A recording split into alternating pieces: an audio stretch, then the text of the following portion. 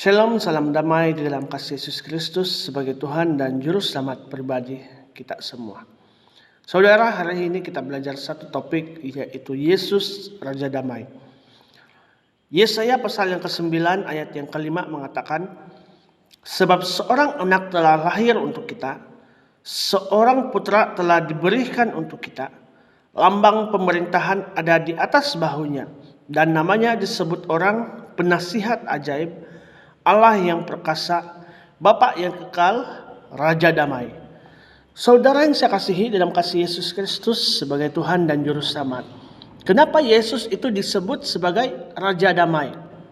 Ada dua hal yang dapat kita pelajari.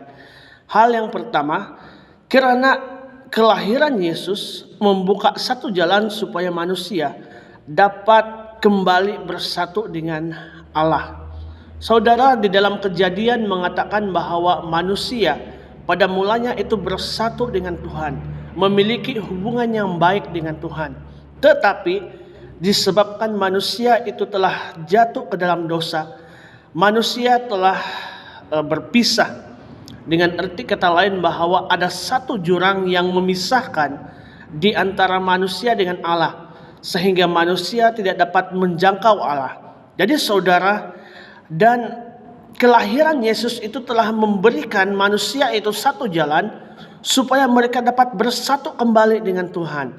Di sini sangat jelas bahwa kasih Allah itu begitu besar dalam kehidupan pribadi kita, sesuai dengan Yohanes pasal yang ketiga ayat yang ke-16. Jadi saudara yang saya kasihi dalam kasih Kristus sebagai Tuhan dan Juru Selamat, kita harus ingat kasih Tuhan itu begitu besar dan tidak pernah berubah dari dahulu sampailah sekarang. Hal yang kedua, kenapa Yesus disebut sebagai Raja Damai? Dan hal yang kedua, karena kelahiran Yesus membawa keselamatan bagi manusia. Saudara, pada mulanya manusia jatuh ke dalam dosa, dan akibat dosa adalah maut. Dengan arti kata lain bahwa manusia sepatutnya dihukum maut. Tetapi karena kasih Tuhan yang begitu besar dalam kehidupan pribadi kita, Dia telah merencanakan satu rancangan sehingga manusia yang dikasihinya itu mampu diselamatkan. Dengan arti kata lain bahwa Dia menjadi korban. Yesus menjadi korban bagi manusia supaya manusia dapat diselamatkan. Saudara, disebabkan manusia berdosa dan upah dosa itu adalah maut. Dengan arti kata lain, manusia sepatutnya mati.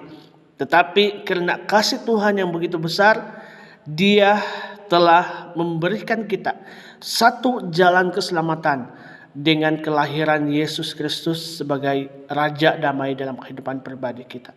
Jadi saudara yang saya kasihi dalam kasih Kristus sebagai Tuhan dan Juru Selamat, persoalannya, apakah Anda sudah menerima Yesus sebagai Tuhan dan Juru Selamat pribadi Anda? Jadi saudara, ini sangat penting untuk kita perhatikan dalam kehidupan pribadi kita.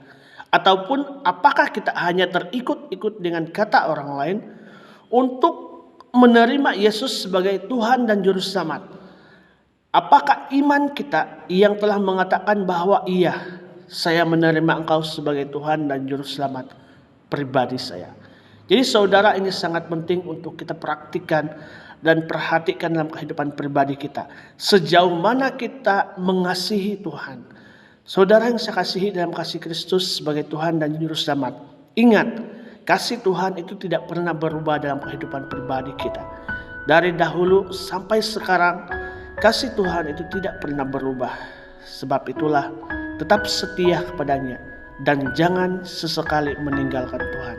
Terima kasih dan Tuhan memberkati Anda semua.